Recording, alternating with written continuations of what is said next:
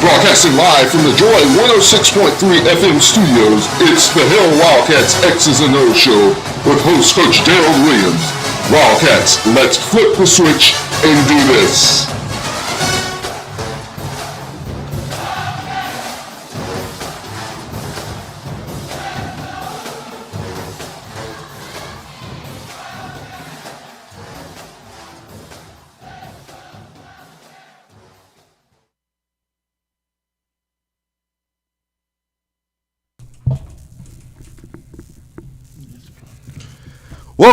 Welcome. It's Florida Classic Week 2022.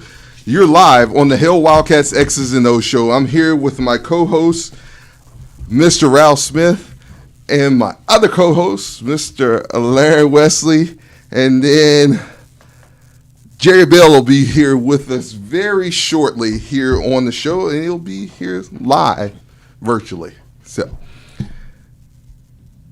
while we bring Jerry in, Ralph, how was your week, sir? Actually, I had a very good week. I was not completely happy about the results of Saturday. However, I was very, very happy the way I saw the defense play.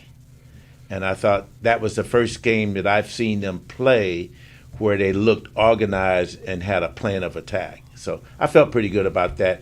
I'm even feeling even better come Saturday. Definitely feeling even better come Saturday, and looking for a big victory over in Orlando in Camping World Stadium. 2:30 p.m. kickoff, Florida Classic 2022, Bethune-Cookman versus FAMU. Mr. Wesley, how are you, sir, this week? Well, it's the final week of the year. It's the Florida Classic, like you said. I've just been in a pondering mood all week. I'm not exactly happy about the outcome of last week, even though the defense did. You look at it, you wonder, were we that good or are they that bad? Pretty much. I didn't know what to make of that. So I this week I've just been in a reflective mode. I know it's Florida Classic weekend. The centering of my thinking has been, with this being the last game of the year, how did we arrive at where we are? What has brought us to this particular point? And certainly this is a rivalry game, and you throw all records and all particulars out the window. But if there was ever a team that needed something phenomenal to happen to it,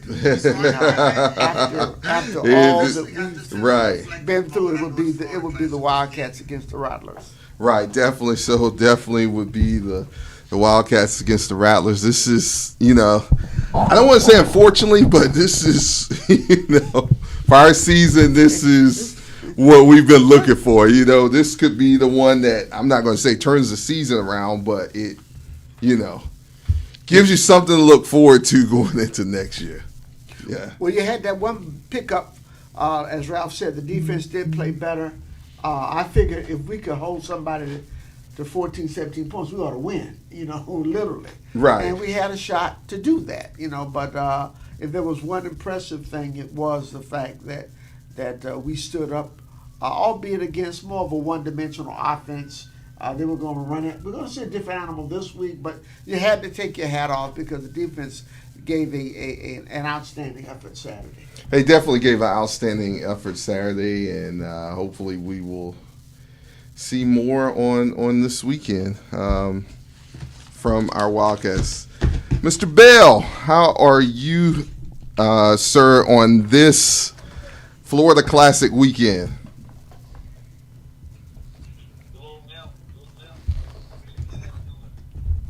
Doing good, man. Doing good. How's your week?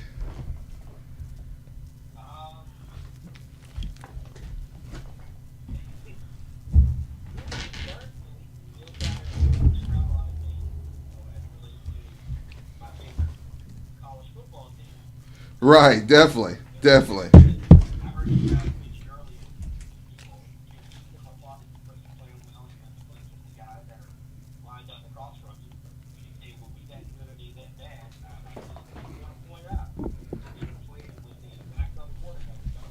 Right, definitely. Now, I'm not taking away from defense without only gave up 10 points on defense, right? Came from a big six. Yes. So, still give them credit for doing what they did. Really hated losing that game. We felt like we were the better team, and now we turn our attention to the Florida Classic, and winning the game can offer some relief, but otherwise, very up and down, very just crazy. So hopefully we can end the season with some momentum. Definitely hope to end the season on some great momentum and get a big time W for our Wildcats. Definitely so. That'll take us right into our SWAC week recap. FAMU plays Alabama State. Final score of that game: FAMU 21, Alabama State 14. So, yeah. Any surprises there, guys? Well, I thought it was going to be close, as I said last week. I thought that Bama State would play good defense, and FAMU's just been doing enough to get by. You know, they scored one more touchdown, and that's the name of the game. Just went on the scoreboard, but it was a hotly contested game. Give Bama State credit. When you come to play them in Alabama, Montgomery, Alabama, they're going to show up. They played FAM and Jackson tough. They did. They did play FAM and Jackson tough, and proud of those guys, especially on that defensive side of the ball. I mean, that game came down to pretty much a blocked field goal. Yep, that that's what it was. That's what. I mean, that was them going for the win. All right, we got you there, Jerry. Yeah, that was the that swung the turning balance point in the game for that Absolutely. one. Yeah, for those guys. So, we'll see. That's who we got this weekend. So, Mississippi Valley goes to Southern. Final score of that game: Southern 27, Mississippi Valley 7. Just about like I thought it would go. No surprises there. Southern's, when they bring their A game, they're capable of putting points up on the board. Definitely capable of putting points up on the board, and that's what happened there in that contest. And Mississippi Valley struggles to put points on the board. They definitely struggle to put points on the board. Definitely struggle. Yeah. There. So no surprises there. No surprises. Our Wildcats go to Alcorn State. Our Wildcats, for the longest of times, had the victory there, and it turned around on us. So, final score of that game: Alcorn 17, Bethune-Cookman 14, and we'll get to that one here a little later. Prairie View versus Arkansas Pine Bluff. Prairie View 55, Arkansas Pine Bluff 24. About how I saw that. I thought Prairie View would get back up and play a good offensive game, and they did. And UAPB, they're dealing with the loss of a head coach and a transition coach in place, but they're still giving a good effort. But I thought Prairie View would have a little more firepower, enough to win the game as they did. Definitely so. At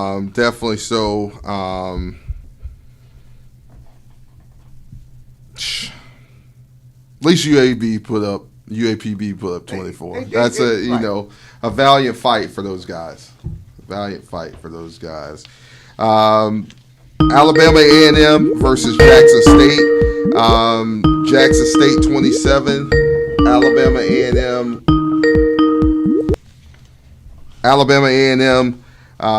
13. The last time Bethune-Cookman, not last time, but several years ago when Alvin White was coaching, we played at Ladd Memorial Stadium.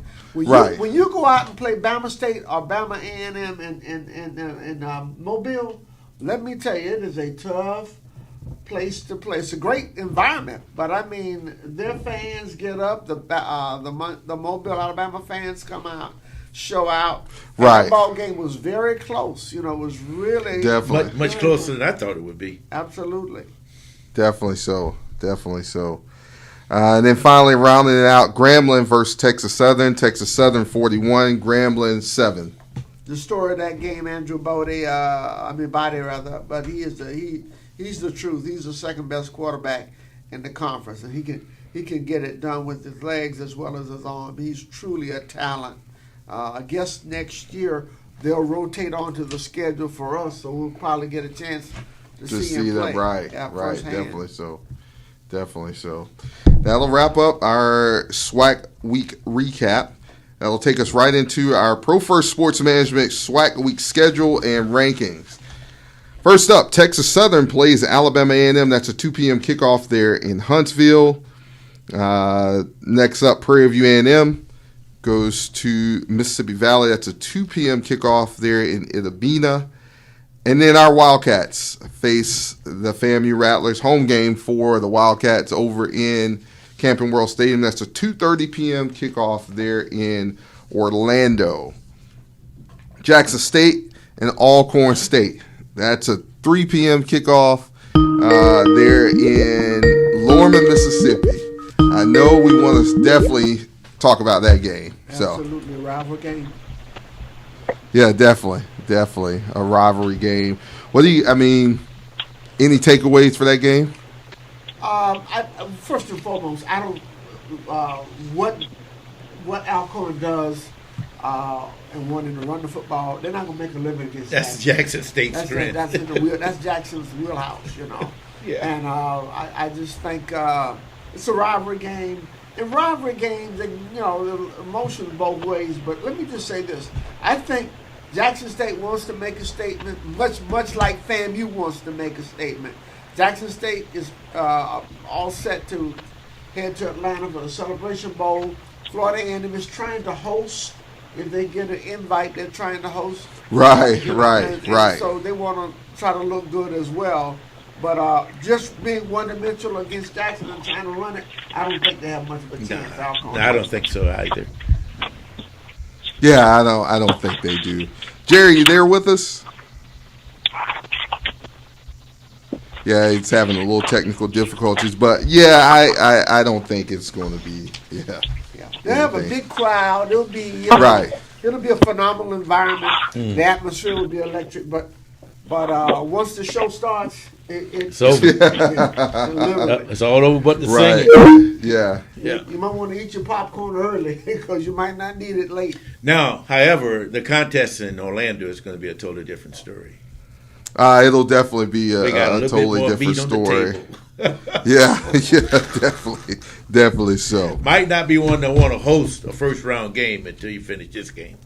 Yeah, and you don't, just speaking, as a coach, you don't want to look ahead. You don't want to do any of the sort. You know, some folks already looking ahead. Yeah. That'll take us into our FCS computer rankings.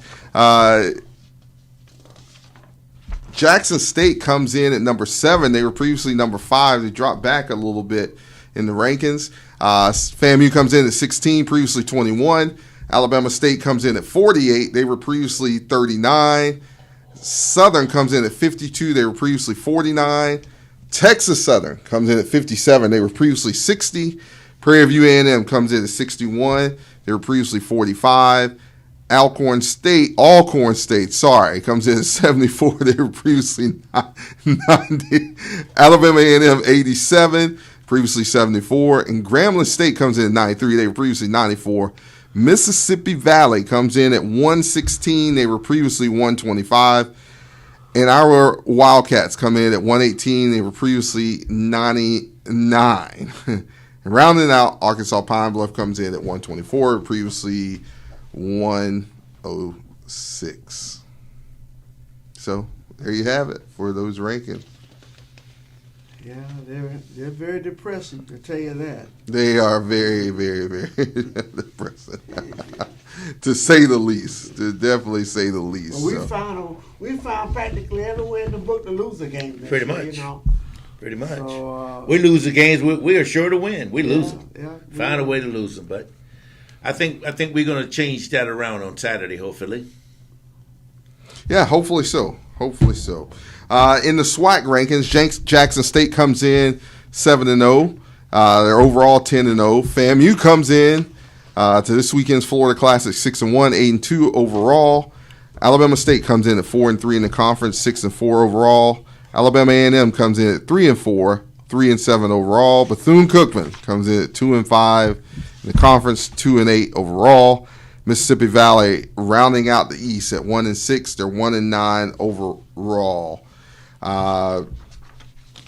Prairie View comes in at 5-2 in the West, 6-4 overall. Southern 4-3 conference, 6-4 overall. Texas Southern comes in at 4-3. They're 5-5 overall.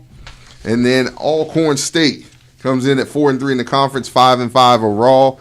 Grambling State comes in at 2-5 in the conference, 3-7 overall. And Arkansas Pine Bluff comes in at 0-7 conference, 2-8 overall. I don't think there's any surprises there from anything. So Still nothing. Jared, we got you.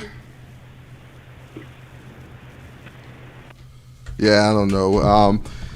So no surprises there. No, there's no surprises there in the rankings, guys. So there we have it. There we have it.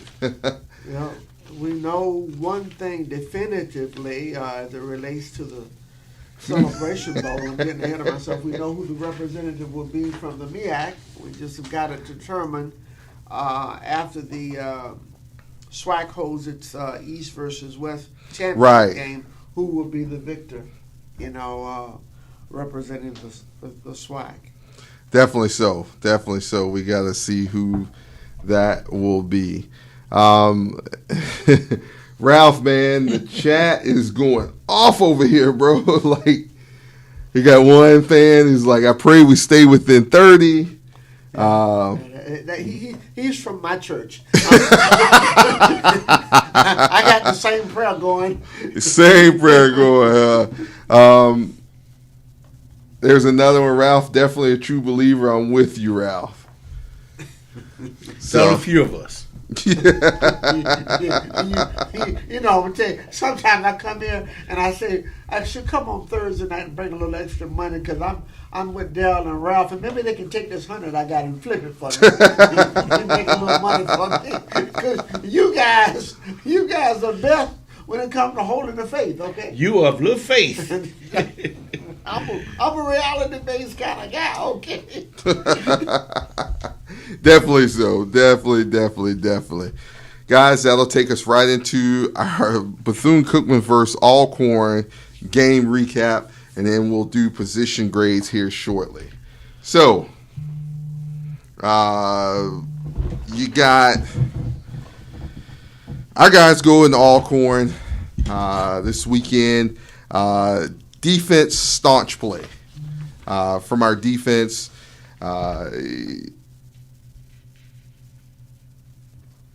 Shut those guys down. It was very much. I don't want to say different than what Brian said, but it was. I hate to say surprising to us, but Well, what looked impressive was the gap assignments, the integrity of the gap assignments. We had people in position to make plays, and most of the time they made them, and so it's something we hadn't seen all year long from our defense.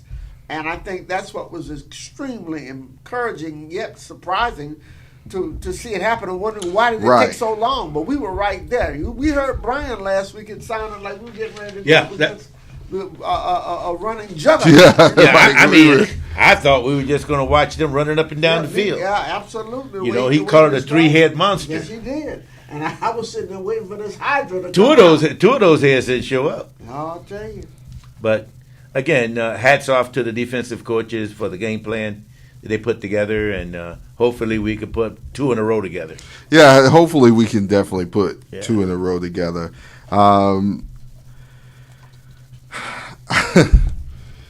Not a big recap for this past weekend, but Well, you know, what'd you come away with? Well, when I was looking at that game, and if you look at the big miscues, it Right. was all from fifth-year seniors, which you don't expect that from them. You Right. know, even when we threw the interception and they scored, we still had the game in hand, and we were driving, and we fumbled. You know, and that kind of broke our backs, and that was it.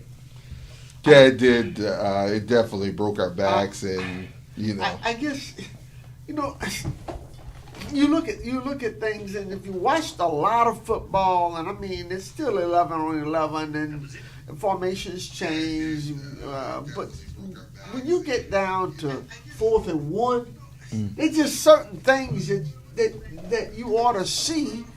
If you haven't seen before, you ought to think, if we've not run this, why not run this? And Yeah. and why not get in 2 backs and have a fullback in front of a halfback? And why not get up underneath the center and try to get this 1 yard rather than running it out of the spread? Yeah. And we don't have a big back to begin with. You need someone to go into that line as a Yeah. lead back.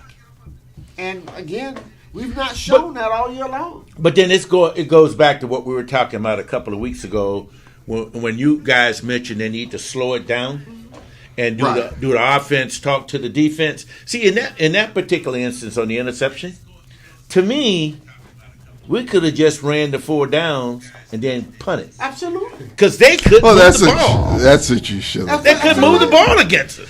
So what are we doing? If you give up 3 points, you still win the game. I hate this, you know.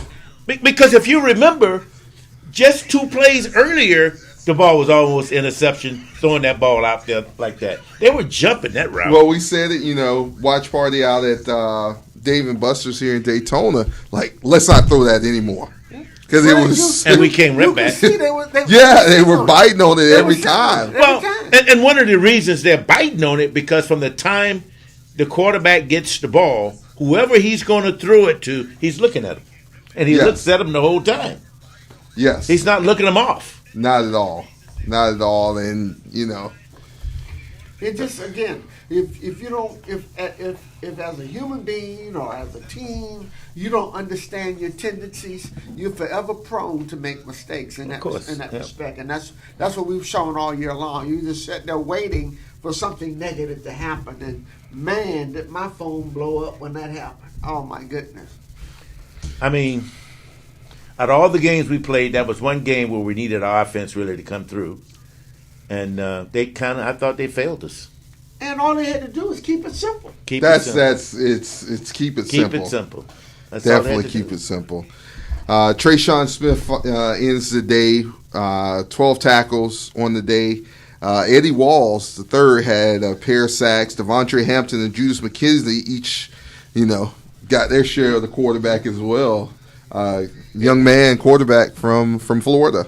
Yeah, out of I think Mandarin, Florida, out of Jacksonville. Yeah, definitely. Yeah, he got a chance to greet some homeboys Saturday because they were coming to welcome him. I can tell you that, and it was just so good to see different players making plays. Yeah. Yes, You know, definitely, definitely. You know that, but what can you say about our safety? He's big time, Jackson. He is a big time football player. Right. See, and that's why I'm saying, just don't count these Wildcats off just yet. I still got faith. And, you know, it's easy not to have faith. But I just think that, you know, as seeing Mother Mary up there selling pies, trying to make money, we got to do it. We can't give up. We got to keep going. We got to have the faith. We got to say we're going to stick behind our boys and we're going to go to Orlando and win a game. That's what we got to say. That's what I'm saying anyway. Definitely so. G-Mon Eford had a pick and a fumble recovery. Big plays by G-Mon. Last few weeks been big plays. Same for Rosendo. Had a couple of broken up passes.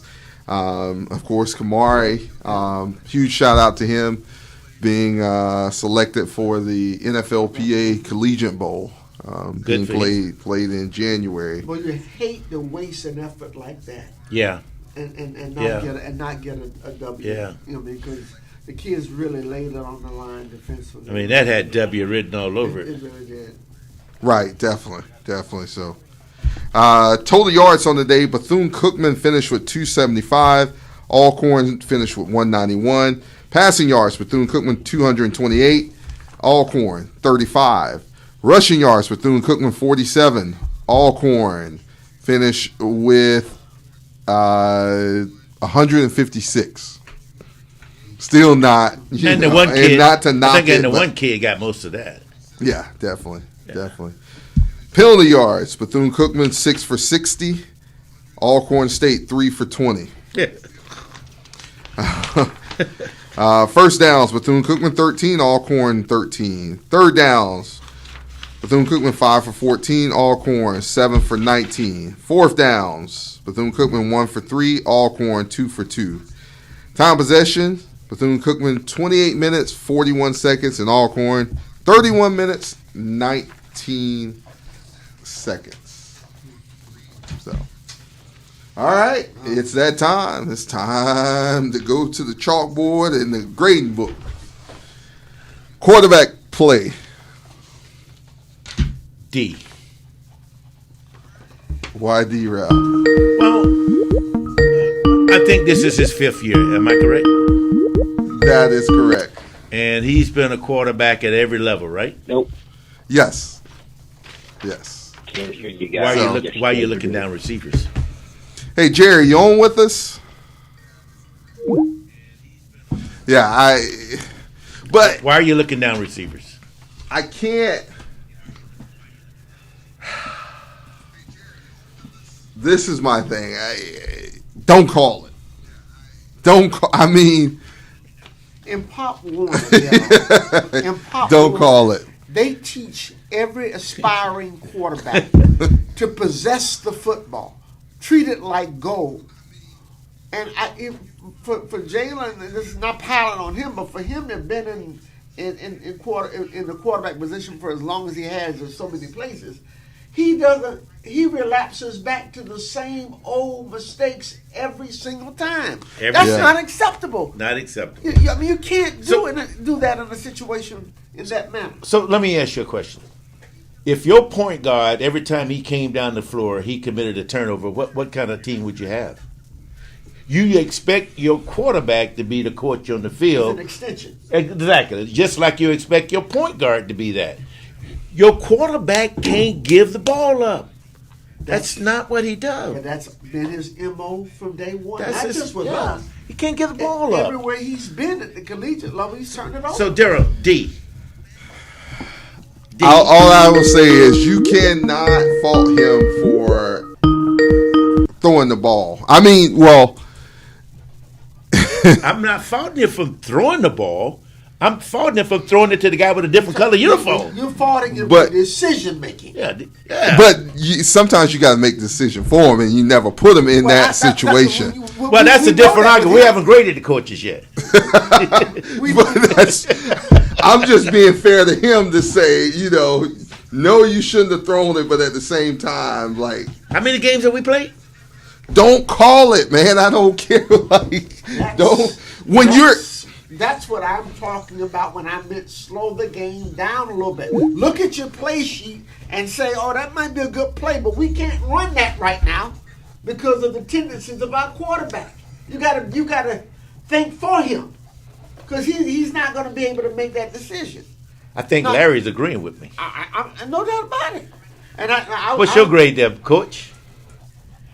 I cannot fairly grade him because if I fail and I call that play, knowing, it's one thing if you hadn't called that play the whole game and it's been the same thing, somebody getting their hand on it. But going back to what Larry said, this is not game 1 or 2. This is game 10. It still does not matter if you know that as a coach.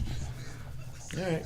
You don't call it, bro. You just don't. Now, the reason I'm giving him, I understand the grade. I'm just saying, when you in school, the teacher didn't give your mom and dad the grade. Right. You got the grade. If that did not happen, we know it happened. If that didn't happen, what grade would he have? Oh, I would have gave him a C. Me too. I would give him a C. I would have gave him a C. Because he would at that point have managed the game well enough for us to win. But that one, is it being taught? Well, Daryl? let me say it this way. I don't know what's been taught. I know when you put the tape on, you see him make those plays. I don't know what about the tape. But that's what I'm saying. So you take that responsibility out of that person's hand if that could happen. And that has happened more times than none. Oh, maybe we should put another quarterback in. Is that what you're saying? No. I take him out the game. I don't That's what I'm saying. Maybe that's what we should do. We was at the point, okay, it's time to make a quarterback change. The game's on the line. We don't want him in. No, hand it off to the back if you don't get it, or throw it in the middle of the field if you have to throw it.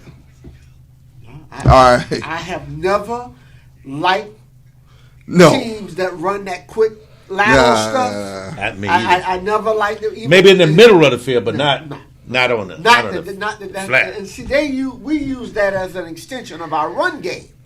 Right. We figure we can get Bird out in the backfield for a quick 5 yards. But after a while, teams sit on your tendencies. And that's what they were doing. Literally. South Carolina State did the same thing to us. Of course. Yeah. They did the same thing. Moving right along. And in regards to Jalen, if you really quarterbacking and they call that, I'm gonna sail that ball so nobody catches it. If I see somebody biting up that close, I'm not gonna put that ball out there where. No, and that's my thing. Like, Why couldn't you? don't do it at all. Or just throw it out of bounds. Right. You see where he is. See, that ball was thrown to the inside. Oh, yeah. If you're going to throw it to the outside where he has to go through the receiver to get it. Right. Ball placement, man. I tell you that. But that's a passer. He's not a passer. He's a thrower. He throws. He's not He's a a passer. thrower. All right, let's go. Running back. Well, you can't grade him. He don't get enough opportunities. Huh? He don't get enough opportunities. 47 yards, I think. And on how many carries? You can't grade him. You got to grade him. All right, okay, then I'll give him a C. Since you say I got to grade him. But he didn't have that many opportunities. He didn't factor into the game. No. Because again, that was the scheme that we ran. Yeah. We were pass happy to use the pass as an extension of our run game. But Ralph, we're sitting on the same side. I think if he had had some opportunities, I think he could have Kept him off balance. Yeah. But we went with the same. We went with the same play scheme the entire game as far as our run. Of course. Our substitute for running it to try to get it to him. But we know this much. If I'm grading him, he's been a pretty hot student the last couple of weeks. Of course. But we went away from it almost as though we were afraid to run the football against an aggressive Alcorn defense. Right. Yeah. Right. At the time that we should have. Well, we should have trying to lean on it. Okay? Right. Because Down they throw. they weren't doing anything with it. Okay. Right. No. So Right. punt it back to them. Right. Exactly. Right, definitely so. We come back from our break. We'll continue with our grading period. Florida Classic Week, 2:30 p.m. kickoff in Camping World Stadium. Be right back. I gotta get a drink now.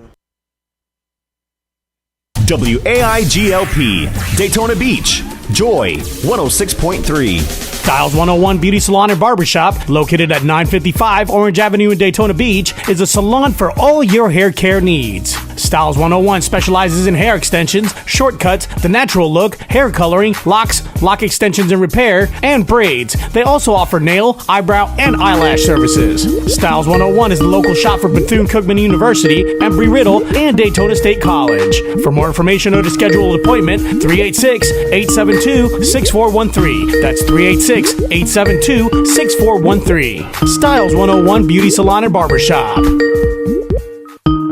Tune in to Daytona Beach Radio with your host, the Reverend Dr. L. Ronald Durham. This is the city's most exciting news and information program here on Joy 106.3 every Wednesday beginning at 12 noon. Don't miss it. Speak the word, speak the word, speak the word. The eternal, infallible word. Praise God today. We will be bringing to you Speak Bible on Mondays, Wednesdays, and Fridays at 2 o'clock. Myself, Elder Evangelist Mingo, with Minister Dudley. Amen. Speak the word, speak the word, speak the word. WAIGLP, Daytona Beach, Joy 106.3. Your source for praise and worship 24/7. Joy 106.3.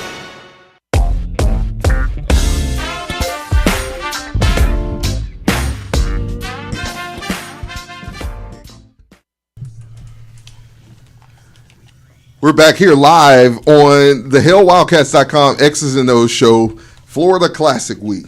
Guys, we're continuing our grading period. Let's move right on to our wide receivers. You know, it was good to see some kids catching the ball that hadn't had an opportunity Saturday, which I was glad to see because one guy has been with us for 6 years, and one guy I thought played really good last year. It's good to see him back, actually. Good to see him back. Right. But I was a little bit disappointed that we still overlooking one of our best receivers for the last 2 games. Who's that, Ralph? Number 2. We have not thrown him the ball. A game breaker. Still can't get it in his hand. Can't get it in his hands. We can find everybody else but Marcus. Definitely so. Because Jonathan played well. He did. Right. He did. And the twin played pretty good, Yes. too. Yeah. But I guess, Big reception by Kamari. Yeah. We could just get both the offense and the defense at the same level and the same amount of intensity. I think that, we'll be ready. We'll win Saturday and then get ready for Memphis in September. Definitely get ready for Memphis. Yeah, get ready for Memphis. Offensive line play. Larry, wide receiver. I'm like Ralph with the versatility of the receivers. But our receiver room has been deep all year. Yeah, pretty much. It's not. Yeah. It's no surprise. Yeah. Not surprises. We got the ball to some people who we see work hard all the time, Mm-hmm. in practice and what have you. And so they were rewarded for that. And Jonathan, 5th year, 6th year senior, playing his heart out, still giving it all, his all. So, I would concur with the same grade as Ralph. I thought they showed what they've shown all year long when you put the ball in their hands. Definitely. Offensive line play. See, I could go higher, but I think they played not spectacular, but even. I thought they was Right. representative. They represented. Definitely. That is my opinion. Definitely. I thought the strength of Alcoa's defense was up front. They really are very aggressive in the defensive line, and I thought we held our own. Yeah. I as we've been saying for the last 3-4 weeks, the offensive line play has been steady enough for us to win. Yes, it has. Yes, Yes, it has. Definitely. That's definitely. This game's no exception. Offensive play. For the total grade, Yes, sir.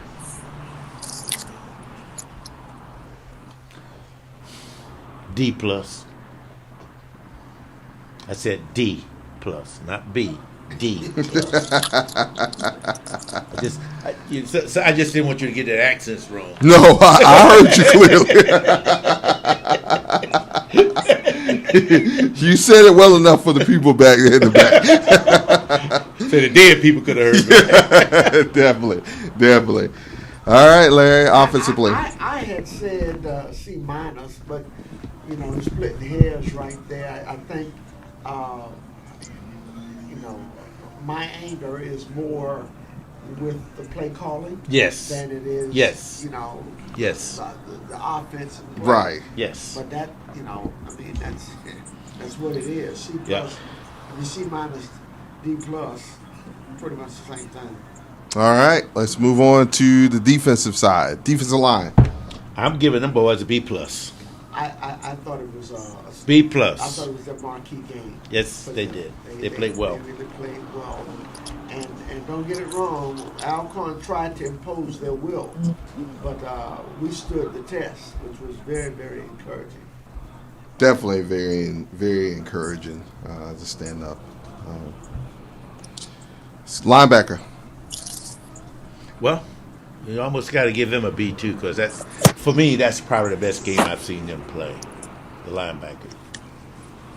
I can't wait till we get to it. Yeah, I thought they were I thought that they were active, and I thought when they had chances to make plays, they were there to make them, and they gave great effort. A lot of times, sometimes our linebackers have been missing in action.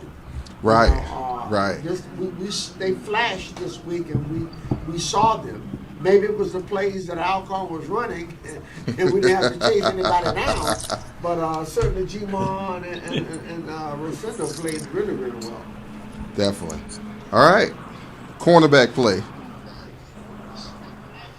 Well, I mean, they don't have a passer, so it's kind of hard to grade them. I mean, I would have to give them a C. Well, you had the safeties. Well, you said cornerbacks, though.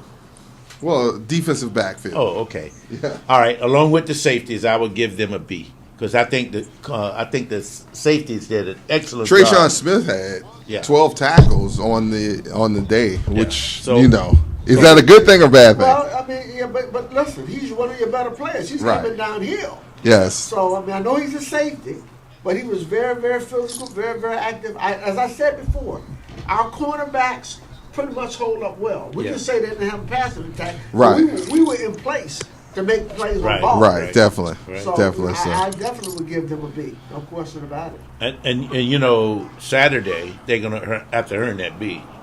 Yeah. I mean, Definitely. because we're going against a pretty good passing team. What about overall defense? I'm giving them a B. It was their best game. Yeah, that's the best game they played all year. Yeah, that was their best ball game. I wish they could put two together. Well, yeah, Larry got his folks praying. What about your folks? The people at his church praying.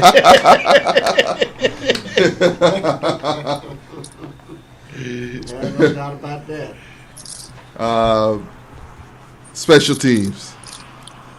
Well, they kicking the ball away from D, so, and they did it against Alabama State. They kicked it away from him, so I guess I give him a C as well. Gotcha. Yeah. Gotcha. All right. Well, there you have it. Overall team performance. Well, Larry, I'm around D plus. Well, I was sitting. I was going to be kind and give a C, but D plus C. Okay, I go with a C. Okay. I go with a C. My anger is at the coaching staff. Okay, Exactly. To be very clear, I'm gonna put this one where this one is. This was on the coaching staff, clearly. Yeah, Definitely so. yeah. Definitely so. That'll take us into our FAMU Scholar Report, and we have Mr. Orinthius Hill, resident Noel Rattler, coming in for us. OJ, you there? I'm here. How y'all doing tonight?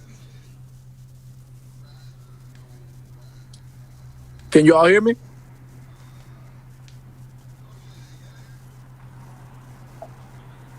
Yes, sir.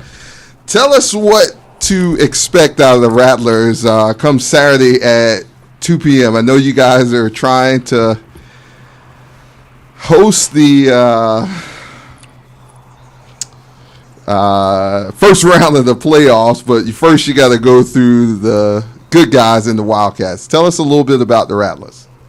Well, how the season started, losing to Jackson State, playing very slow, not looking very good. To turn out to be 8-2, something that all the Rattlers are proud about. I know I'm proud about, but before we can host the playoffs, the most important thing is this game right here. I was talking to one of my good friends from Daytona, Otis Kirksey, and he was like, "Hey man, look, I don't care if we 8-2." He was like, "I'd rather we be 1-9 if we beat Bethune-Cookman." And I was like, "What?" He was like, "Yeah, man. So bragging rights is the most important thing this week before we get to the playoffs." I know Coach Sims and his guys will do nothing more than love than the spoil FAMU did to get to the playoffs. And I'm just hoping that Coach Simmons and those guys are focused and they can do what they got to do. Jeremy Moose is playing pretty well, had some turnovers last week against Alabama State, but Xavier Smith and those guys are looking good. The running game is coming on right now. If you would have told me before the season that Isaiah Major and Gentle Hunt would have probably outplayed Isaiah Land, I would have told you that you were crazy. But this year, those two guys have played well. Even Kendall Bowler has probably outplayed his brother, BJ Bowler. So I'm looking for a very exciting game. I know Cookman's had some bad breaks with a lot of things happen this year, but none of that matters with this game. I know Coach Sim and those guys are going to be ready. I'm just looking forward for it to be a good Florida Classic. I know last time I was on with you guys, I had predicted that FAMU would win 31-27, and then the fake punt didn't happen, and then I think Bethune-Cookman ended up winning like 31-27 the other way.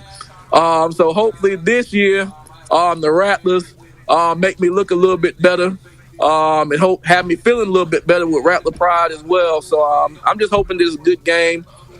Nobody gets injured. Fans are coming out supporting both of these teams, and we go from there. FAMU's lucky.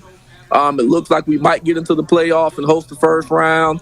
But like I said, baby steps before we get to the big steps. But if I got to give a prediction of which I know y'all looking for, 41. Definitely 29. so baby steps before you get to the big steps. 41-29. Is there an X factor? I think Xavier Smith gets his 72 yards to get to 1,000. I think FAMU does enough to make an impression on the playoff committee, and hopefully we get this first round playoff game.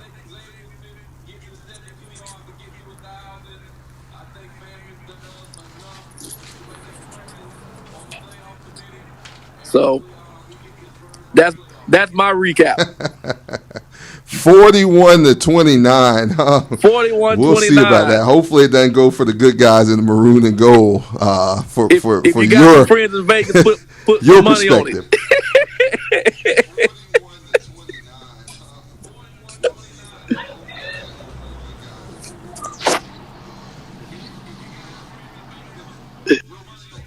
it. We'll talk after we get off the show, man. We did that last year. Hey, OJ, thanks for calling in, man. We look forward to seeing you again on. We look forward to seeing you on Saturday, man. Thanks for calling in. It's always good to have you.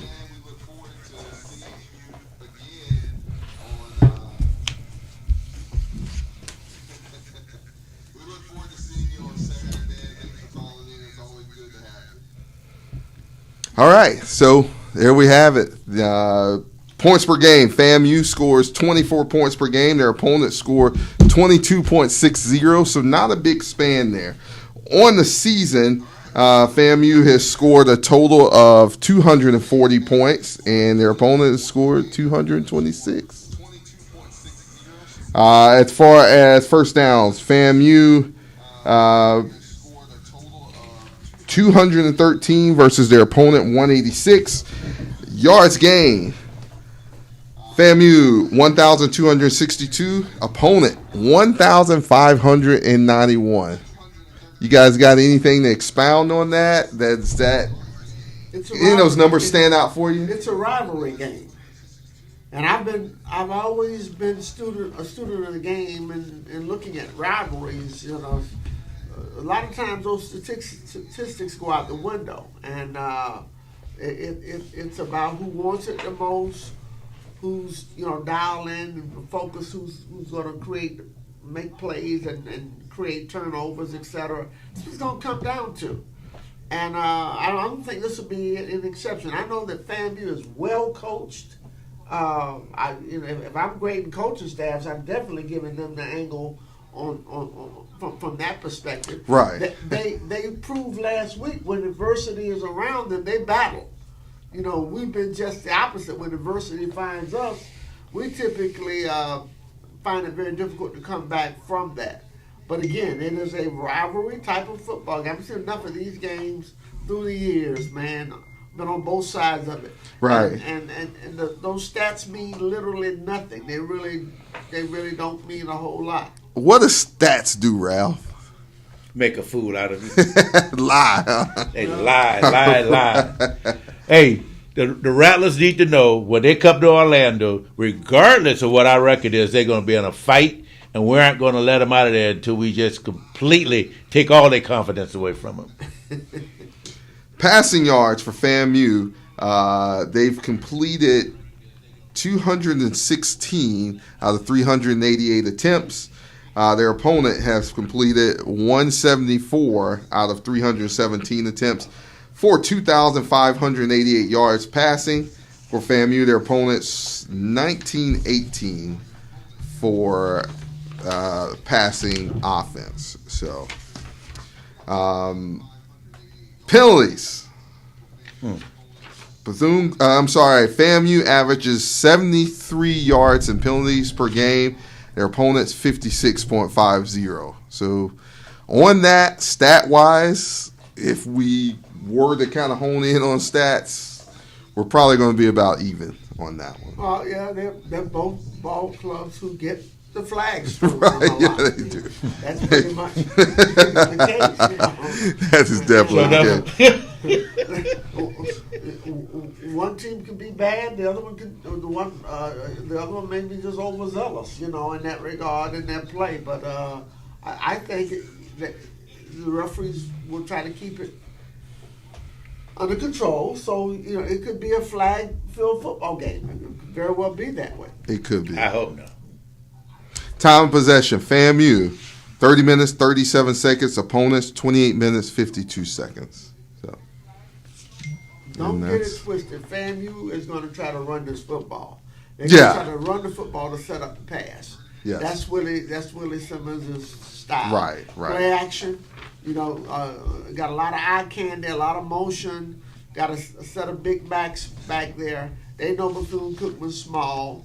I think that defensive effort that we gave Saturday probably caught FAMU's attention. Yes. Because they figured that Alcorn, being a running team, would be able to run just run through it, yeah. So, yeah. But that's what the issue is going to be Saturday, stopping the big backs and then being stout enough to cover all of the wide receivers that FAMU has and that high profile, right. high octane offense, because they get the football around a lot of different people. They right. spread it around. And they've got a good quarterback in Jerry Musa. He knows what to do with that football. He's a big-time quarterback who's very, very accurate, throws the ball really, really well. So we're going to have our work cut out for us on Saturday defensively. Offensively, we ought to be able to move the football. I mean, we're not going to sit there and try to run it to death. We're gonna mix it up and throw it around. We got some receivers as well. The key will be, as it always is, quarterback play. Can we stay out of the quarterback play? Quarterback play. Can we stay out of the That's what's going to decide the game. Maybe Jalen will have the game of his life. Let's hope and pray for that. Definitely so. Getting some comments over here before we, get to our call-in session. But I think they will kill us on the pass. They're tough in the pass. They really are. Now, one thing we can say about us, we're going to keep two high safeties. Oh, yeah. Historically in the Classic, our defense has always... We move around. What got away from us last year was the turnover. Yeah. That's we were there. So we've got to overcome that mountain. But I mean, if you look at it, FAMU scares you to death with all of the parts that they have, Of course. But they've been playing pretty close to vest this year. Yeah, definitely. Yeah, they really haven't blown anybody out. No, I don't know. Ralph has had them a couple times, but he had big numbers up there. Most recently last week, you saw that being a blowout. I did. But they haven't blown anybody out. No, they didn't even blow out Albany State out. No, Albany is a good football team too. They have not been nearly as potent as I thought they would be on the scoreboard. Were they? And we always ask this question: were they looking ahead last week? No. No, I don't think so. I think they knew exactly who Alabama State was. They saw that Bama State was right there on their heels as the number 2 team, and they saw what Bama State did to Jackson State. Right. That they couldn't do to Jackson State. Little funny comment by Coach Simmons, like telling the fans they can stop by his office and pick up their defibrillators. Oh, yeah. How about that? Yeah. Literally, So I mean, I think, to me, they've underachieved offensively this year, opposed to the talent that we saw, particularly against University of North Carolina when they played them the first game. And some of these scores have left me somewhat puzzled. But now they're very strong in the special team game. 2 great kickers, a punter and a place kicker. They're pretty accurate in those areas. So does this game really let you know where you're at as the Wildcats? No, we don't. We can't judge how well we do against A&M on how well our team is, because we played teams I think was just as good as A&M. What we got to judge is how much progress we made from week to week. And I thought last week we made a big jump. This week I'm hoping we make another big jump. Well, what you need, I think what I was trying to get to, a total team performance last week wins that game for us. Of course. Of course. Do we put that together this week? Guys, we're biting all around the edges. Why don't you take a bite out the sandwich? This football game is going to be won and lost with the coaching staff. Put it right on the table. Right on the table. Well, Larry, I was going to say that, but he wouldn't let me say it. That's where it is. The microphones are on and free right there. That's if what it is. The last 3 games we lost, we've all said coaching, not players. And we said coaching. No, you gave the quarterback a D. I get, and I would still give him a D. But I'm saying the coaching staff has let us down in the last 3 games, which games we should have won. Starting with, there's no way in hell we should have ever lost to Prairie View. That did come down. I mean, yeah. We shouldn't have never lost to Prairie View. Yeah. I don't think that element of football gets looked at as much as it should. But we've seen the great Alabama this year get out. Yeah. Supposedly with the godfather of all coaching. And with superior talent. Texas A&M, let's call the roll. Bama should have at least 4 losses.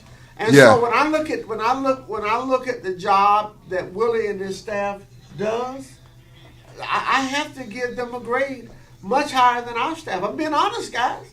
That's what we're here for. Really being honest. So if it gets down to coaching, and most of the time in rivalry games it does get down to coaching, they have an advantage. We've already started our Alpha One game plan to win the Florida Classic, or to monopolize in the Florida Classic. Alpha One Staffing, your go-to staffing agency. Go to alphaonestaffing.com for all your employment needs. Guys, we talk about employment with Alpha One Staffing.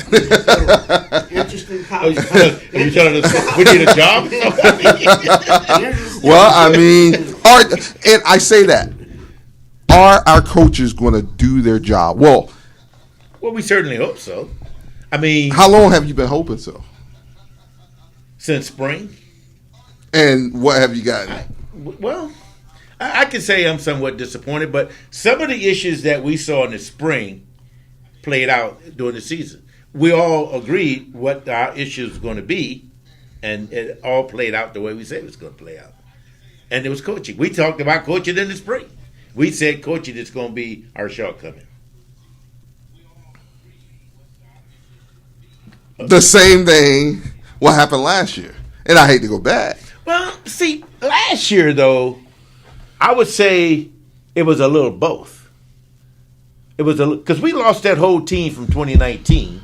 Right. We didn't play in 2020, and we threw people together to have that season, which I thought we should have won some games last year as well. And I'm gonna put that on the table since we're having trouble biting this sandwich tonight. I don't know. That's Daryl. Man, No, I don't know what it is. He already had his sandwich earlier at Hooligans, so no, I ain't. It's Thanksgiving next week. Okay? Yeah. So I'm asking. Daryl, Go ahead, I'm Larry. in a feasting mood for as much as what Says the little Ralph guy. said about last year's team, and the fact that we did not get a chance to have a full training camp. We had, we didn't get a chance to do a lot of things. We put a team together, and we went out and played, and we played ourselves into shape during the season. Right. But Aaron James was not as bad an offensive coordinator as we're making him out to be. Right. I expected a lot more out of what we're getting out of Mike Canella. Well, and I think that's the thing that you know what you went through last year, right? That you didn't want to have any resemblance of that coming into this year. But that mirror is right there. You're looking at last year. The one thing in I thought 2022. we had a decided advantage in this year was I saw us having an experienced offensive coordinator, a play caller, Right. a really experienced guy.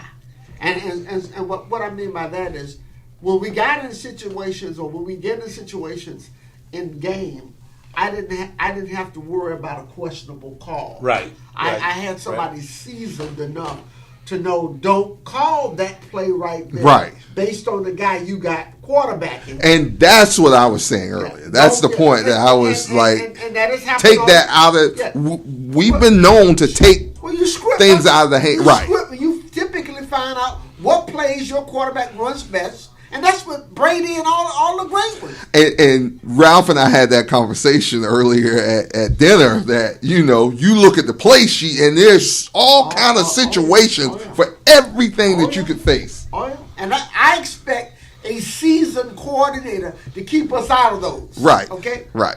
That's what You got to think for that player. Absolutely. And You that's what I meant when I said slow the offense down. Y'all attack me that way. No, it wasn't. No, that was me attacking. Wait a minute. But it's going to be exacerbated even more this week. Right. Because we're going to get in those. Listen. We know who Jalen is and what his capabilities are and what his liabilities are. We know that. We got to stay with the good stuff to get the best image of Jalen we can get on that football field. And as bad as you might want to call this play, if he can't execute it, don't call it. Stay away from it because bad things are going to happen. But I really expected the strength of our ball club To be on on it, yeah, the definitely. offensive side in the coaching staff, and that hasn't happened. I think we knew coming into this season that The defense. we want right. Well, we wanted to see a change in defense. I know it was a change in offense, but in coordinators also. This is what I'm wondering, though. I'm just wondering, did Canellis get thrown off when the offensive line coach was out for 3 or 4 games, and he tried to adapt his play calling to what we had left? I'm just wondering. But what do you mean by what we had left? Because the players didn't change. He had no faith in the blocking scheme, though. Then you, as the offensive coordinator, have to teach that blocking scheme. You got to pick up from where your coach left off, because basically you're the boss of the offense. Pretty much. Yeah. I agree. Or you call your plays to their strengths. Yeah. And like Larry said. Well, that's what a great OC does. Right. We may. I will never forget the 2019 season. I watched practice that we didn't get a chance to go to the game because I was out of the country. But on that 99-yard run by Tupac Ismay, Mm-hmm. I can still see our offensive line coach in practice telling the tackle, when you turn in, he's going to be there. Right. He right. sure did. He's going to be there. Coach, You gotta turn was in. that Powers at the time? No, that was Pearson. Okay. That was Pearson. Okay. And he was talking to Number 70. Camp Velos. Number 70. Right. The Samoan tackle we had. And sure enough, on that 99-yard touchdown, the block that sprang Tupac Ismay was the one that he kept teaching all week long. Right. And we messed it up all week long. But in the To game, that point in time. in the game, it was blocked to perfection, and it's what created that run. I say that to say there are all types of nuances that even if a coach is not there, Right. we have Coach Right. Powers, then the offensive coordinator, he knows the line blocking scheme. Yes. You tweak it a little bit from that standpoint. I've just been concerned about the actual plays that we've chosen to call in certain times and down in distances. Right. And that can't happen Saturday. No. For us No. to have a chance to win. Nope. No, not at all. You can't. I mean, you can't get into that situation. And it's a rivalry game, guys. I'm going into this game like it's Halloween. I'm gonna have a bag full of candy in my pocket. A trick plays, trick or treat. I'm gonna have something for you to think and look out for the whole week long. I wouldn't be surprised if you see either one of these ball clubs use an onside kick or two in this football game. Don't say that, I'm Larry. telling you right now. I'm telling you. I'm telling you right now. I'm telling you. And Daryl, just for you, next Friday while you watching the game, expect the same thing with the Gators in the nose. Okay, you know what that's all about. You know what that's all about. Definitely so. Definitely so. We want to hear from you. It's time for our live call-in segment. 386-868-3411. 386-868-3411. Let's talk Wildcat football. What's your game plan for winning the Florida Classic? 386-868-3411. So, something you said last week, Ralph. Do you still want those three guys down, or they're okay up there for now? Bring him down. Larry, he's Bring him down. He is determined. Boy, to get He him. is determined that they cannot see that far. Can't see. They can't see.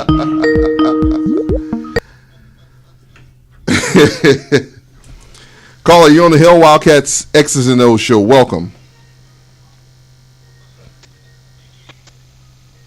Yeah, I don't. And we're having a little technical difficulties here in the studio, so we'll try to get that worked out and get it back up and running here. So, guys,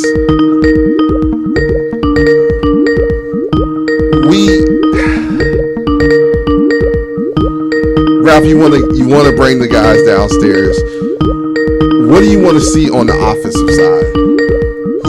Do you need to bring anybody down on the offensive side, or? No, I just need Mike Canellis to get his head clear on what it is he's trying to accomplish, and attack those areas in A&M defense where everybody else has been attacking. We got the talent, Right. to attack anybody. Right. But I just need him to call the game of his life come Saturday. Use all the talent we got, and let's make sure we spoil the first round playoff in Tallahassee. Listen, they're going to bring pressure. This is a game for screens and draws, something that they have not seen us run. You got to come out your bag. Yeah. Right, definitely. See, that's why Larry bringing the bag of candy. That's what this is. This is trick or treat. I'm telling you right now. And if they want to be aggressive, we've got to use that aggression against them. Exactly. Because that's what they're going to try to do. Right. So, It has to be the perfect call game, Daryl. I mean, it really does. do you foresee that happening? I do. I think it's It's a possible. rivalry game.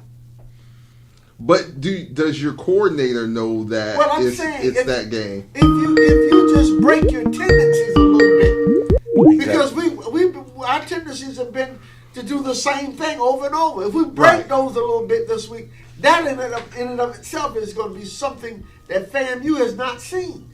Right, definitely. It definitely will be something that they have not seen. Absolutely. Yeah, And definitely when you so. run up against something you haven't seen, it's like walking through the woods and you can't see. Every step is an endeavor. You know, your senses are up, and that will slow them down a little bit. They'll be less likely to send those blitzes. If you look at the replay of the game from last week, all they talked about was that their dark cloud defense made all of those stops behind the line of scrimmage. How many sacks they had, how many tackles for losses. That's predictability. When somebody's running something that you don't predict they're going to run, and they hurt you with it, Right. you pull back a little bit. Right. That's what we've got to do. Call that kind of a football game. We have the capability to do it. Are we stubborn enough to not do it? Are we smart enough to make the adjustments? That's all I'm saying. It's not that hard. What's your answer to that? I'm waiting to see. This game is going to tell me everything I need to know about Mike Canellis. Because when I read his resume, he's been with too many gifted play callers. Right. To not show more than what he's showing. And you right hate now. to say it this level that this should be Oh, come on. a cakewalk, but When I see his name associated with Norm Child, oh yeah. oh come on, Norm Child gave everybody fits. Think of what he did to Florida State when he was at North Carolina State. He killed us. He did. It's just like, you having Lane Kiffin at this level. Exactly. You should be showing out. Yeah. Yeah. And we moved the football. You have the athletes to. You have we it. do. Yeah. And the other thing is, guys, we've got to, when we get to it can't be 20-20. We got to get in the end zone. Right. We got to get in the end Right. zone. Right. You know, when we get a chance to get in the red zone, our kicking game has got to execute field goals. We get a chance to score, we got to score. We got to finish drives. Definitely finish And drives. stay away from turnovers. That's how the game got away from us last year. Yeah. Close game at halftime, 14-9 or 14-10. You remember the turning point in the Prairie View game? Yes. A turnover. But this is the thing. And we know the defense didn't give us all of what we needed. But you should have been able to overcome that turnover because you still had an opportunity after that turnover occurred. Yeah, but he's mentioned this several times about whenever we come into some adversity, we don't react the way we should react. But that we go into a shell. It goes back to the hierarchy. Oh, you saying coaching? Yeah. That's what we said. These guys, the young men are how old? Let's say 19, we'll call it, 19 to 23. We'll call it, right? Yeah, a lot of them know football well, but in the midst of it, you got to have somebody to help you out. Like that's what we hire people for. That's what coaching is for. Yeah, a coach is a teacher. Right. A coach is a teacher. Yep. And let's face it, guys. Sometimes we've been in enough school in this room. We've had some good teachers and some bad teachers. Right. You know how that goes. Yeah. I just like Larry said, though. I totally agree. And if you go back and look at the Grambling game, we open up a little bag of candy there. We're running some stuff that Grambling hadn't seen before. Literally. Yeah. We got the athletes to do just about anything we want to do on offense. We just got to put the players in the position to do those things. This is when coaches make their money. They pay good salaries to these guys. They make way more money than I labor make in 37 years of teaching. But But what? And if I performed the way that some of these guys are performing, I'd have been out the back door quickly. You've had how many games to do it? 10. And so, are you going to do it in this one? Of course, because you're going to just, what else you got? It ain't no next week. This is your This is Super it. Bowl. This might be it for you. This is your Super Bowl. This Yeah, is your this is postseason. it. I still don't think I know- that I- clicks. I know what you're saying. The logic of that happening is hard for you to wrap your hands around. I got Very. it. I got it. I mean, I got it. I understand what you're saying. Tuesday, Wednesday, Yeah, Thursday. But if it's going to happen, it has to happen. And what I'm saying is not out of the norm. It has been, stranger things have happened. But now's the time, and this is something simple: a screen or a draw. What offensive coordinator didn't have that in their repertoire? And if a team has never seen you run that before, come on, give me a break. It's a perfect call. But why do you wait till now to do it? I don't know, but it's the final exam. You better go ahead and try to go ahead. I don't even want to talk about why we didn't do it before. I'm talking about what we need to do Saturday. But you've said that every week. Of course. That's what I'm saying. We've said what we need to do every week. I'm just asking, like, we know it's a rivalry game. Well, my thing about bringing them downstairs because they can't see, somebody saw something Saturday and put together a pretty good, I think, scheme. And we did well for the defense. Because our defense was just awful. Well, it might have been too complex, and now you got a wrist. You look on your wrist and Yeah, see you got wrist whatever coaches the now. number says. Right. I know what this is. I'm keeping it simple. Yeah. I'm keeping it simple. That's basically what that is. KISS. Caller, you're on the Hill Wildcats X's and O's show. Welcome. How you doing, Daryl? Willie Jackson. Oh, boy. Willie Jackson. Hey, Willie, how's it going, man? Sorry we had a couple of technical difficulties in here. Ralph was messing with the computer and everything. Hey, But Willie, we're glad to have don't believe that, Willie. He's had a bad electronic week this week. How's it going? What's going on, Willie? It's been good. I was looking at the game this week, and if I was the coach, we would have won the game because I think about 4 minutes left, and I'm thinking, well, they're not going to pass against me, so I'm going to run the ball 3 times, and I'm going to punt it and see what it do. So, I mean, I know you guys are hard on Jalen Jones throwing the interception, but if I was a head coach, I would have told the offensive coordinator, don't you pass nothing. You just run it 3 times and punt it down the field and let's go home with a W. I agree. That's the way I looked at it. I agree. Don't give it to them. If they're going to beat you, make them drive it down your throat to beat you and put it in. Yeah. Cause they didn't, I don't know how many passing yards did Alcorn have? They had, let's go back to their stats. They had 35 35 passing yards. 35. That's what I'm saying. So, if you punt it down to maybe they 20, I don't think they would have did anything with it. No. They couldn't have ran. Not to knock them, man, but the second string quarterback they put in there was not.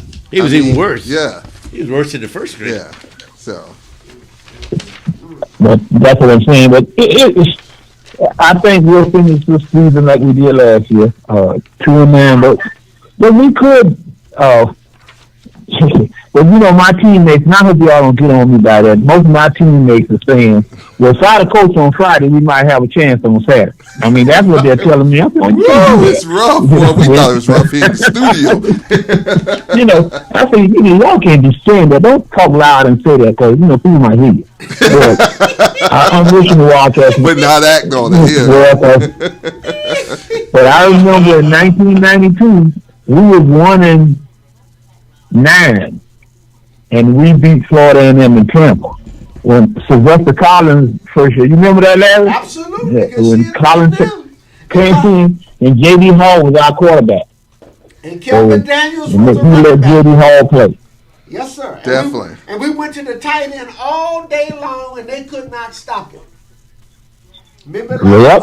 I remember I was sitting up in the stands. But anyway, but Ralph, you was right when you said earlier in the show they should have just ran the ball 3 times to the front of it. Yes, sir. I put it right on the comments there, Ralph. Yes, sir. Yeah, that's definitely what we should have. But you guys keep the good work up, and hopefully, Ralph was saying, well, we need to show a good show on Saturday and get ready for Memphis in September. Well, that's a long time. All right, Willie. Hey, Willie, you got to plan ahead, buddy. Oh, by the way, the Hill Wildcat bus be going that direction. Yes, sir. So come on and join us in September. He'll meet us over there. He's in. Hey, you know what? If we're playing Memphis, because Memphis is not that far from me, I definitely do that. All right. And I hope we have a new show by then. And he ain't talking about the Hill Wildcats X's and O's show. Not this one. This one's good enough. I'm talking about the other show. We understand. But you guys have a good night, and you keep the good work up. And Happy you Thanksgiving. know you're going to have support with my group. We will always support the Wildcats. All right, Hill Wildcats. Thanks Hill for calling Wildcats. in, man. We'll talk to you December 1st. That'll be our season finale. All right, then. All You right, guys man. have a good one. You too, All right. man. You too. You guys keep talking about Memphis. Is the schedule out already? No, well, of course, never ours, but you get it from everybody else's schedule. We got it inside. You know, We got it that's how inside. we knew we were playing UTEP, 3 years before Yeah, we played them yeah. or so? Look at their schedule. Look at University of Memphis. Yeah. Hey, Jerry, do we have you on, man? Yeah, I think I finally. All right. Finally got on. We finally Jerry, got do you want to on. share the schedule next year with Larry, please? No, I'm gonna look. For it. we all said Memphis. I'm thinking, are they trying to go up there and get Memphis barbecue? Because I'm down for that. Yeah. So, is that what it takes to get you on the road, Mr. Wesley? Oh, yeah, go. Hey, Jerry, that was a good question. You retired. You listen. I would hear you. It used to be funny hearing Larry on the radio, right? He would look up and you'd be in Morgan, up in Baltimore playing Morgan, and he would talk about how cold it is. But his most important thing is, they better hurry up and end this game because I got a flight to catch. Get us out of here. Get out of here, you know. Definitely get us out of here. That's why y'all heard him earlier in the show talking about running the ball. He feels that you got a fight to catch. He feels the game he in. 386-868-3411. 386-868-3411. Call us. Let's talk Wildcat football. Florida Classic. FAMU versus the good guys of Bethune-Cookman University. 2:30 p.m. kickoff. Camping World Stadium. Ralph, you got your ticket ready to go? I got half of my ticket. It's a little inside joke, but he's of right. How about you, Jerry? Man, I got 5 tickets. He said it was like that thing hit that pocket hard. Listen, I'm win, lose, or draw. I'm going to buy my tickets, and we're going to show up, and we're going to enjoy ourselves and have a good time. I hope it's I tell my FAMU people is that I'm okay with them. I like my FAMU family 51 weeks a year. But the truth is, it's 51 weeks and perhaps 50. The difference is that if we win, I don't like them the week of the Florida Classic. If we lose, I don't like them the week of or the week after. So, I hope I come home and have some tolerance for FAMU people because we actually beat them, and I'll smile at them at church on Sunday. Then you'll have a bad week the next week, but we won't touch that right now. Up in Tallahassee. But guys, so Jerry, what's your game plan for winning the game? Let's put the offensive headsets, offense and defensive headsets on you. What do we have to do? Well, here we go. So first of all, if you look at the stats, you see that FAMU and Bethune-Cookman's offense both average 24 points a game. The difference is FAMU's defense has been a whole lot better. So Florida A&M has been able to win a lot of close games where Bethune-Cookman has lost in similar situations. So I think you approach it and you go into it and you say, look, Bethune-Cookman, we're giving up 44 points a game on defense. Even though we had a good week last week, you can't expect to keep this team under 30 points. You know why you can't expect to keep them under 30 points? Because you've only kept 2 teams all year under 30 points. All of that to say, you got to go out and score points to win. I think you have to lean on this offense and expect to get at least to 35. You want to try to get to 40. Because, again, as well as we played last week, just the season doesn't give you much hope that we're going to be able to keep them under 28, 30 points a game. So you got to get out. You got to score points. The strength of your team. I know we like to talk about running the ball, and then, even last week, and, Jalen, why did we throw that pass at the end of the game? The question is, why did we call that play?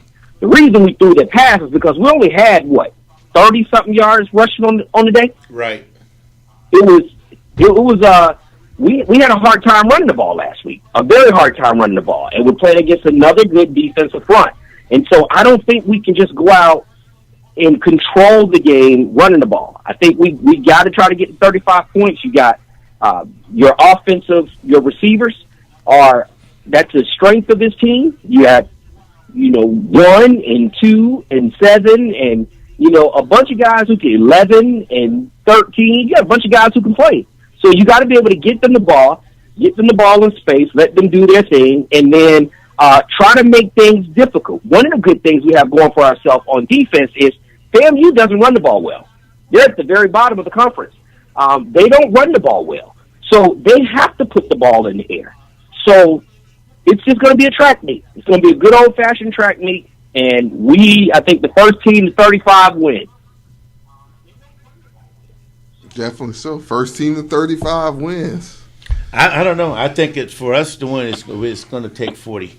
We're going to have to score 40 points to win. 35 Let me is good. take 40 to win. The first 1 to 35, you get there. Oh, okay. I hear you. I agree with you, Jerry. I still think it's going to take 40. We'll be the first one to get to 35. Yeah, I just don't think we can. I don't think we can just count on our. I don't think I haven't seen enough from our offense. I think when we run the ball well, it's normally big plays, right? We're coming explosive play here, explosive play there. But I haven't seen us this year turn around and be able to say, we're going to just run a 4-minute offense and turn around and be able to get 5 yards to carry on first down and 7 yards on second down, and then come back and reset the clock, and then come and hit another third. That's just not what we do. So we 2 yards here and 3 yards there, and then we might pop one for 40, and then we come back and get a negative. So I just don't think we can rely on our running game. I think we got to be aggressive and look to get the ball. Jerry, the way I see it is this: all I'm asking my defense is to give me the same effort that they gave me last week. Just give me that effort. And what I'm asking for my offense, basically, I'm going with Larry with the bag of candy. Come out with all the stuff that they haven't seen you run before. Use your athletes and keep them off balance. Yeah. That's what I see. I can go with that play. When I see Jerry's point about running the football, we have shown an ability to pop a player or two here or there. We've got Quayshawn Bird playing the best football, of his life. He's given us all he can give us, and he's been really good. But when I talk about running the football, I'm not talking traditional runs. I'm talking about things that extend your running game, such as draws and screens, things like that complement the running of the football, because you're going against a very aggressive Florida A&M front.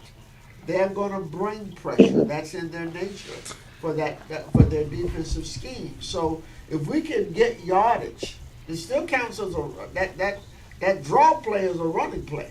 It may be out of a different non-conventional set, but it's on the ground, and I think that's where the creativity comes in on the part of the offensive play caller to execute those things. Is that in your repertoire? We've seen it in practice. Yeah. Well, we haven't seen a screen called all year. No, we I haven't. don't remember one. So that's- You know, No, and we so there you go. There's that, But and then we've seen it. yeah, and as far as I get what you're saying, and listen, we can't abandon the run. That's not what I'm saying. I agree with you. We can't abandon it. You know, you got to run enough to. And again, to your point, Keyshawn is. I think he's 4th in the SWAC in all-purpose yards. Of course. So, you know, we're getting production out of the running game. I'm not saying let's throw the ball 70 times. I think what I'm saying is I don't know if we have the type of offense that we can just milk. We can't do what Alcorn did last week. No. In which we say, okay, we're gonna just commit to the run because we're gonna get 3 yards in the cloud of dust, but we can make this game ugly. I don't think that's the type. So that's what I'm saying.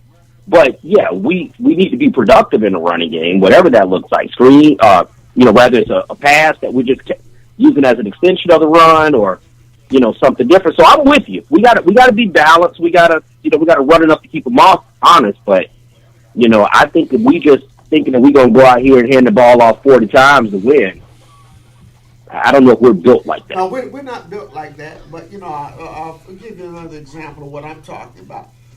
It's no secret, and it's certainly no secret to anybody in Florida and Tallahassee. Marcus Riley was a heck of a quarterback. I would have me a Philadelphia special in my bag this week. A throwback to Jalen Jones from Marcus Riley. I mean, that's got to be in my repertoire. It's got to be there. I agree with you, but I don't believe that's who's going to be. Oh, if we no. see it, yeah. I knew who it'd be. Right, yeah. Yeah, because he even probably threw it better than Jalen. I mean, Marcus, the wide receiver. Another wide receiver. Another wide receiver. Oh, one of our wide receivers? Mm-hmm. Yeah. So, we wouldn't be talking about number 3, would we? No. Yeah. Call in 386-868-3411. Join in to the Hill Wildcats game plan versus FAMU.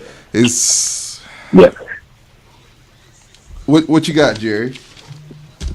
No, I was going to say, I know we're waiting on the callers to come through, but, we shouldn't exactly do this during this week. We want to kind of, but, I'll say this.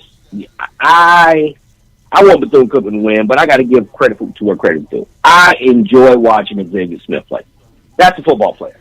I love his story. He's an underdog kid that walked on. He's undersized, but he just goes out there and he grinds. And he's one of the best receivers in the conference. Actually, one of the best receivers in FCS football. And so, I do think that part of trying to stop them, you got to make somebody other than Xavier Smith beat you. You just cannot let that guy beat you. Maybe because they don't run the ball that well. Maybe this is a time where we see the type of defense that we play actually come in for us. We like to keep those 2 high safeties. We like to, we don't like to get out of that. But now that we don't have to peek in the box that often to worry about their run game, their quarterback is not a guy who you expect to hurt us with his legs, which has been kind of a Achilles heel for us all year. Yes, then maybe I'm saying roll that coverage towards Xavier Smith. That kid is great, and if somebody else beat you, you tip your hat to them. But you can't let them beat you with their best pitch, metaphorically. Make somebody else come through. So it'd be great to see us be able to go out and say we're going to take this away, because frankly, that's what we haven't seen all year. We haven't seen our defense go out and say we are limited. You are not doing this to us, And because of that, we're that's why we're bottom in the SWAC in scoring defense. So again, hopefully we found something last week. We're able to stiffen up a little bit. Hopefully that carries over into this week. And somebody other than 18, you can't let 18 beat you. Cannot. Caller, you're on the Hill Wildcats X's and O's show. Welcome. Good evening, gentlemen. This is Bernie Jackson, Palm Beach. How you all doing this evening? Good, sir. How about yourself? I'm doing fine. I had the opportunity to come to Daytona yesterday to go to the basketball game. And man, after that basketball game and hearing that band practice, I thought I was at the Florida Classic just listening to the band last night. The live band plays like they always do, and the football team get in the groove with the band. We should be able to win. One of the problems, I agree with Larry, is those coaches. They got to make adjustments. And the name I'm keep hearing is that Kenyatta McCoy. They seem to think that he's a cancer to the coaching staff, but you need to do better because it's not all on the players. The coaches have to do what they need to do to call the plays in order for us to be able to play some Wildcat football. But Bethune-Cookman has always been known having great quarterbacks, having great wide receivers and running backs. So if Jalen make a mistake or whoever, a defensive player make a mistake, take them out of there. Replace them. Let them know that you are replaceable. Either you're going to bring your A game or sit on your butt on that bench or whatever and put a player there who's hungry to play some Wildcat football games so we can devour that snake and send it back to Tallahassee on the highest hill. Let them know that, yes, we're the world's most famous beach, and we're going to show up, and we will show out, as well as our band. Preach, Brother Jackson. Preach. Take up the collection, guys. I'm ready. Come to Daytona again, brother. I like your spirit. I'm ready because after I heard that band last night, I got back home about 1 this morning. But when I heard that band practice, I said, "Man, I felt like I was at the Classic." So if our band do what they always do, and somebody tell the football team, "Hey, y'all got that big motivator, the band and the fans are here. Now what y'all gonna do? Because we bought our A game. If y'all bring y'all A game, we're going to do what we need to do. Leave it all out there on the field. We got, 14, 15, 16 seniors? So it's your time to go out and style. You lost your homecoming. You lost close games that you should have won. But nevertheless, let them, we're not going to come out there and lay down and y'all just going to bite us because y'all are snakes. And hopefully don't bring that mascot that we had at homecoming because that's an embarrassment. Definitely concur on that. Well, thank you. Also, I want to say to you, Daryl, congratulations to your dad on this retirement. I'm really missed him, but your dad, his voice, I love his voice as announcer, but thank God that he was able to be acknowledged at the homecoming. Thank you very much from the Williams family, and he's very appreciative of the fans and all the support, and he's going to continue to support the Wildcats for the rest of his life. So thank you all. Thank you, everyone. Yeah, I'm in the ministry too, so I understand. But here, Wildcats, let's keep praying. And it's the coaches I would want to grade. And like I said, they got to do better. It's not all the team. I'm like Larry. It's the coaches. Y'all need to wake up. And if you don't do your job this time, just walk out the door. Don't tell them to fire you. Just say, I need to leave because I'm the one that caused the team to be in the predicament they're in.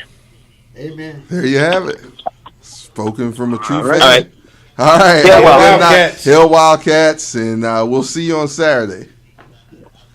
All right. Y'all have a nice evening, gentlemen. You too, sir. All right. 386-868-3411. 386-868-3411. It's coming in hot, guys. Jared mentioned Xavier Smith. Mm-hmm. The young man that scares me for Florida A&M that nobody knows, but I know him. His number is 83, and his name is Darian Oxendine. Yes. Let me tell you what. Oh, yeah. He is a dangerous football player from Jacksonville, Maryland. I St. Augustine, Jacksonville, Maryland. I saw him in Camp and World Stadium put on a clinic at the Florida High School state playoff. With Mandarin won the first state championship for public schools in Jacksonville in years, and he's tough. He transferred in to FAMU this year from either Tennessee Tech or Tennessee Martin, but he one of those, really an incredible athlete at the wide receiver position. Definitely so. We got our work cut out for us. I mean, no doubt. We definitely have our work cut out for us. We have the guys to, factor in this game. I mean, a lot of these guys play football together, things of that nature. It all comes down to the teaching. And, we can hark on it all day, but it's what it is. I don't think I've ever made this much of an emphasis on coaching in the Florida Classic. There's such a disparity to me in looking at the two staffs. Never seen this much of a Right, disparity yeah. before. And not just, I'm talking about in terms of what the coaching staffs are giving or not giving to their teams. And Right. we need our staffs to step up big time to have a chance. That's what I've been saying all night. I've been saying and it all I, night. and I know our show is on Thursday nights. So,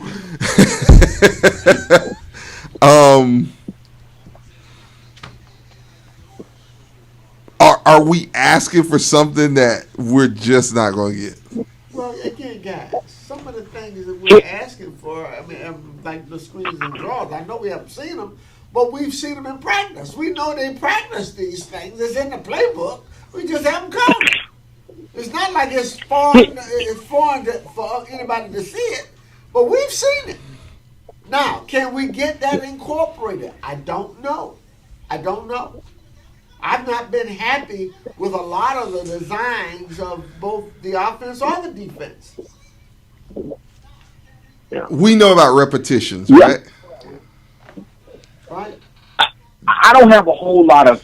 Okay, so as far as play calling, design, I'm not certain. I hope we pull out all the stops. I like to see us show some things that we haven't put on film in this game. But apart from that, I think the biggest problem that we've had is, again, what happens when we get in these crucial situations, these close games, and you need to, make a play here, call a play there, put the right guys in the right position to make a play here. That we haven't quite seen that. And here's the little hope. Here's my silver lining: is when you play in the Florida Classic, this is one of those games that sometimes the players they get a bump from this game. And sometimes it's things that may have been lacking in preparation. Maybe they weren't paying attention to what the coaches are saying. Maybe it's just maybe the coaches weren't saying it. Who knows? I'm not there. But sometimes you see in the Florida Classic, all of a sudden guys rally and they're starting to show up and make plays that they hadn't made throughout the course of the year. I have seen that a ton of times. I saw it happen a couple of years ago, 2 years ago, 2019. Yeah, right. Where all of a sudden, we're not, we lose 3 games that we probably at least should win 2 of those 3 games against Delaware State, South Carolina State, and North Carolina A&T in 2019. And FAMU is riding high. They are, they are the toast of the MEAC at the time, undefeated in conference.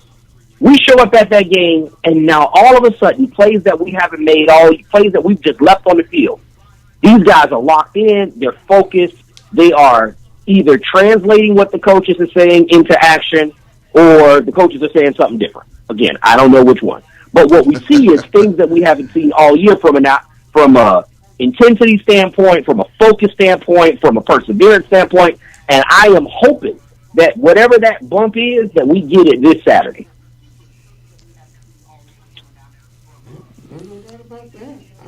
I feel you. I just think there is a missing piece that's still not going to be there. What piece is that?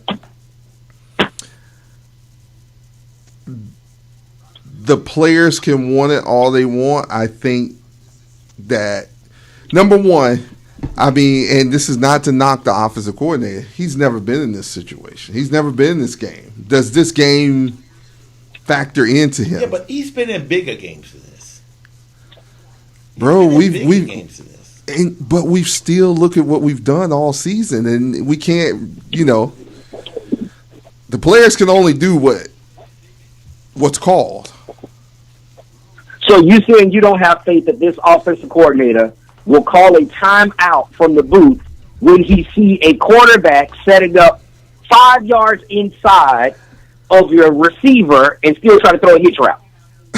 Okay, man, you had a game one Saturday that this was supposed to be. You don't even have to be the best of coordinators, and you lose the game on one play. So I think we were all sitting together, basically saying the same thing. They are begging you to throw the slant or the hitch. You cannot do it. You cannot do it. You can't. He threw it in. So you're saying that you don't trust this coach? I haven't seen a change. Someone to recognize that and run on the field and call timeout and say we got to get out of this play. Even if he calls it and I'm a quarterback who's a 4-star quarterback who's been playing quarterback in the collegiate level for 5 years. Even if I run the play, I'm throwing it away. I'm taking off running. Either one. It ain't. Yeah. Nobody's catching it. He's not catching. My guy's not catching it. Their guy's not catching it. My eyes should tell me that. Right. I agree with that. Yeah, we saw it, but football is easy from when we were playing it. We were playing it in watching on TV. Well, listen. I'm not giving them. I'm not making excuses. Yeah, you're not giving them out. Yeah, and everybody should check out of that. Whether it's everybody. You should. That's normal. That's unforgivable. I don't think I just don't think that it factor is still there yet, Jerry. Unfortunately, and that's me from seeing what I've seen. It's just like okay, you just call them plays. Yeah, Okay. And I hate to go back to last week because last week didn't go on. But we went 4th and 1 and went under center and didn't get it. The play we called just didn't make any sense. We lost to y'all. Yeah, that's so I'm like, you can't run that play in this setup. You can't do that. Yeah, I'm trying to put on a good face, y'all, because the truth is, even in years past, when we were not, when Bethune was the clear underdog, I would always find some reason to hope because I knew that we would show up and the guys would be prepared and guys would fight. And that's what scares me this year. And again, I think when you look at these teams, you just go down the schedule and you look. Florida A&M, I think we've given their offense probably more credit. I shouldn't say more credit than they deserve. They're not lighting things up. They're playing a lot of one-score games. But we are seeing two teams that are polar opposite of one another in the sense of FAMU keeps finding a way to win these games. And that, you win 1 or 2, you say you're lucky. They won 8 of these, and probably 7 of the 8 have been games that were decided on the final possession or last 5 minutes of the game. Bethune-Cookman, we played many of these same teams when the game was in the balance, and instead of finding ways to win, we are finding ways to lose. And so I don't have a whole lot of hope. I really don't. I want to go into this game optimistic. I think talking to some FAMU people, and they are saying, man, we still remember 9 in a row. I was talking, they're still, right. So I'm hoping maybe enough of that is on their mind, and that's trickling, that's funneling through the team as well, that we can create some doubt in them and gain some hope for ourselves. I'm just trying to find a reason to have something to believe in. I feel you, Jay. All right. You guys are depressing me. It's okay, Jerry. That's Larry and Daryl. Oh, Ralph, you were? No, I think we're going to win. I've said it since I've been on the station. We're going to win. And what have we done? I'm talking about this week. I'm not talking about last week. We're going to win the Classic. That's what I'm talking about. We're going to win the Classic. And we're going to go to Memphis. We're going to win that one, too. You wait next year. That's the way you got to think. Huh? You got to think ahead. This is the only... I want to beat them so they don't go to the playoffs. Well, that's what I want to do. I want them to win. I want them to win the bid for a playoff, and we beat them. Now what? Well, it'll be afterwards. So if we beat them, that's what I want. The bid I would love to spoil their party.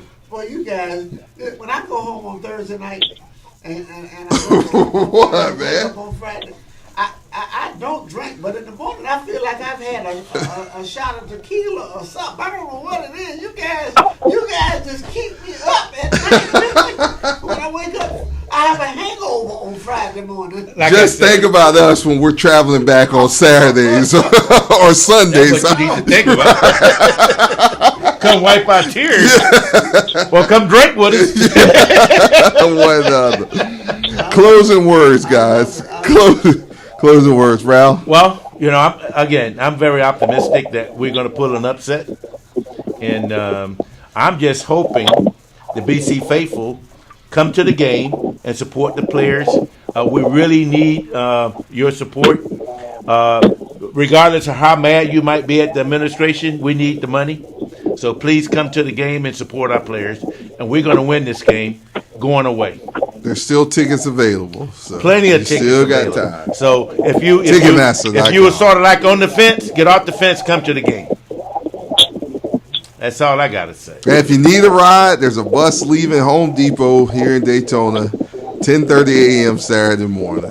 Hop on. Ralph will greet you with open arms. And we'll find you a ticket if you don't have a ticket. There you go. Larry, closing words. 1972, freshman at Bethune-Cookman, 50 years ago. I wrote an article. Every now and then I look back at it. The article was written for the lead-up of the Florida A&M Cookman game, and the article got picked up by the News Journal. I can see Brad Wilson. Now, the title of the article was Bethune-Cookman, Florida A&M, Expect the Unexpected. And I went down through a chronology of the years back then. Now, this is 50 years ago. So right, what has happened 50 years later. Of things that have always seemed to occur in Florida A&M Cookman games when you least expect them. It's one of those rivalries that you can expect the unexpected. And this is certainly setting up that way. To be there, right. And so maybe, 50 years later, who knows? Maybe this is an anniversary of one of those experiences that will add to that legacy from that perspective. The statistics say the two teams are pretty close. Right. They do. Points, they do. Points scored, a little bit different on points allowed, but it shapes up pretty close as the statistics would show. But again, you got to go play the game. Got to go play the game. So I'm hopeful that the good guys will find a way. As I said, we've lost every kind of way you could lose this year.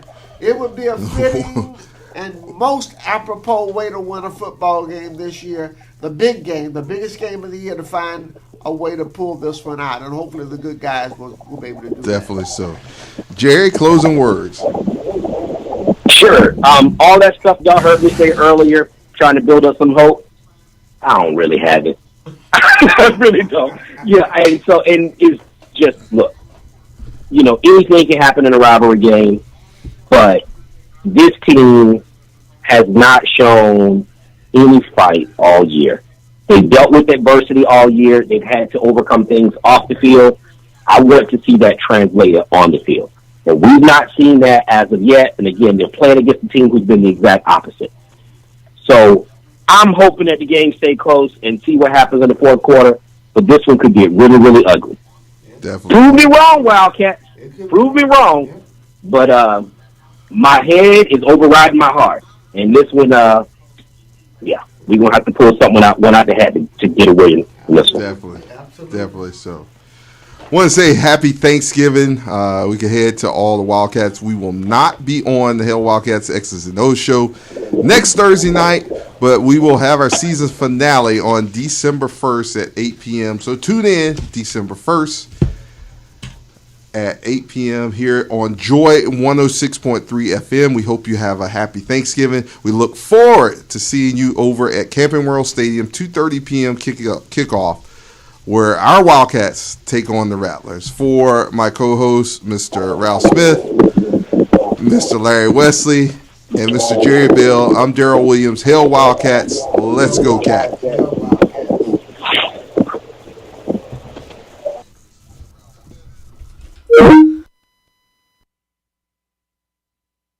Ladies and gentlemen, the Bethune-Cookman University alma mater.